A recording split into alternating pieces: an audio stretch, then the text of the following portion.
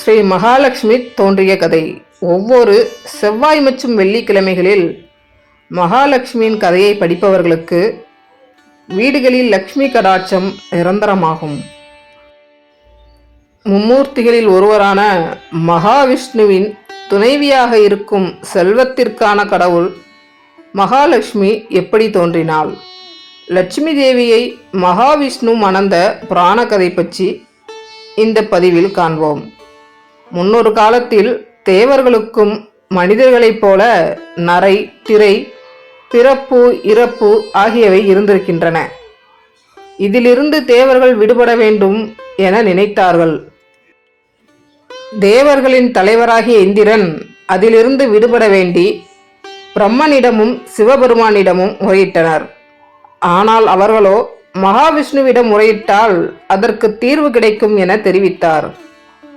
ஸ்ரீ மகாவிஷ்ணுவிடம் முறையிட்ட போது, கவலைப்பட வேண்டாம், பார்க்கடலில் அமிர்தம் இருக்கின்றது, நாம் இந்த பார்க்கடலை கரைந்தால் அதை பெற முடியும் என்றார். அந்த அமிர்தத்தை அருந்தினால் நாம் நரை, திரை, பிறப்பு, இறப்பு ஆகியவற்றிலிருந்து விடுபட முடியும். இதையடுத்து ஆலோசனை நடந்தது. தேவர்கள் மட்டும் பார்க்கடலை கடைவது இயலாதது, அதனால் அசுரர்களின் உதவியை நாட வேண்டும் என ஸ்ரீ மகாவிஷ்ணு தெரிவித்தார். இந்த பார்க்கடலை கடைந்து அமிர்தத்தை எடுக்க மேருகிரி மலையை மத்தாகவும் வாசுகி பாம்பை கயிறாகவும் வைத்து கடைந்தனர். மகாவிஷ்ணு கூர்ம அவதாரம் எடுத்து மந்திர மலையை தாங்கினார். பார்க்கடலையும் கடைய ஆரம்பித்தனர். 1000 ஆண்டுகள் பார்க்கடலை கடைந்தனர். அப்போது கயிறாக இருந்த வாசுகி நாகம் வலி தாங்க முடியாமல் விஷத்தை கக்கியது. அப்படி கடலில் திரண்டு வந்த ஆழகால விஷத்தை சிவபெருமான் அருந்தி அதை தன் கழுத்தில் நிறுத்தினார். விஷத்தால் நீலகண்டர் ஆனார். கடைசியாக அந்த கடலில் இருந்து அமிர்தம் வெளிவருவதற்கு முன் பல்வேறு பொருட்கள் வெளிவந்தன. சிந்தாமணி, சூடாமணி, கௌஸ்துவமணி, மூதேவி, ஸ்ரீதேவி, அகலிகை, காமதேனு, கற்பகமரம், துளசி ஆகியவை தோன்றியது. பார்க்கடலை கடைந்தவர்கள் எல்லாம் ஆளுக்கொரு பொருளை எடுத்துக்கொண்டனர்.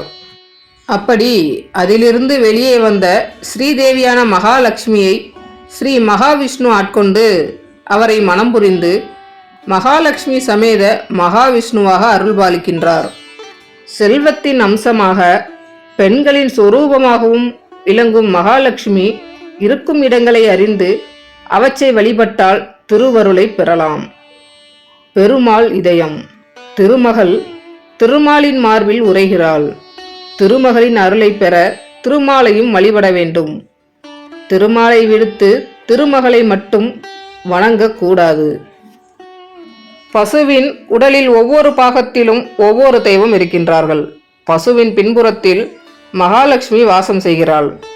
காலையில் எழுந்ததும் காணத்தக்கவற்றுள் பசுவின் பின்பக்கமும் ஒன்று.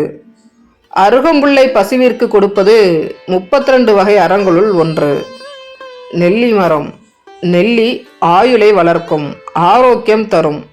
அதனடியில் மகாலட்சுமி உரைகிறாள். நெல்லி திருமாலின் அருள் பெற்றது. நெல்லிக்கனி இருக்கும் வீட்டில் லக்ஷ்மி இருப்பாள்.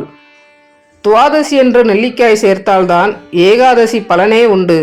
மற்றும் தூய்மையான இடத்தில் மாயிலை தோரணம், தாமரை மலர், உப்பு குவியல் இருக்கும் இடத்தில், சர்க்கரை குவியல் இருக்கும் இடத்தில், சாலக்கிராம பூஜை செய்யும் இடத்திலும், துளசி மாடத்திலும், துளசி பூஜை செய்யும் இடத்திலும், சிவபெருமான் பூஜை செய்யும் இடத்திலும், லக்ஷ்மி கோமம் செய்தாலும், சுதர்சன கோமம் செய்தாலும், ஏகாதசி விரதம் இருந்தாலும், திருவோண விரதம் இருந்தாலும், சத்யநாராயண பூஜை செய்யும் இடத்திலும், பிரம்மா, விஷ்ணு மற்றும் சிவபெருமான் போன்ற எல்லா தெய்வங்களின் பக்தர்களின் மனதிலும் மகாலட்சுமி எப்போதும் இருக்கிறாள்.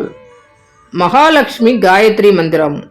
ஓம் மகாதேவியை ச வித்மஹே விஷ்ணு பத்னி ச தீமஹி தன்னோ லக்ஷ்மி பிரச்சோதயாத்.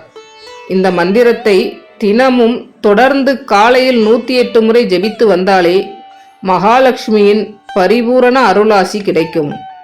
பெருமாள் கோவிலுக்கு செல்பவர்கள் முதலில் தாயாரை தரிசித்து பின் பெருமாளை வணங்கி வர வேண்டும். ஸ்ரீ மகாலட்சுமி தாயார் திருவடிகளே சரணம்.